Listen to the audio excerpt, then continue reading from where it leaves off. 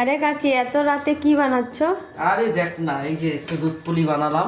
বানাবো করে হচ্ছেই না, নারকেলের পুরটা করে রাখছি। এই যে দেখ না, দুধ পুলি বানিয়ে নিলাম। কেমন হয়েছে রে দুধ পুলিটা? বাবা দেখতে তো দারুণ এই যে লাগতেছে। দুধ পুলি বানিয়ে নিলাম।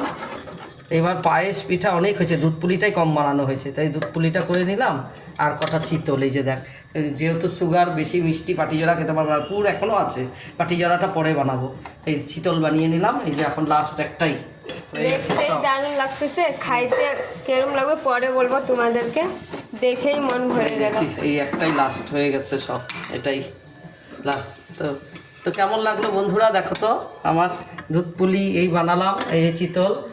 তো কেমন হলো? তোমাদের যদি খাওয়ার ইচ্ছা থাকে আমার কাকির হাতে পিঠা, তাহলে চলে আসো। হ্যাঁ হ্যাঁ, একদম চলে আসো। আমি অ্যাড্রেস দিয়ে দিব। যার ইচ্ছা হবে চলে আসো, খেয়ে যাও। চলো বন্ধুরা, টাটা।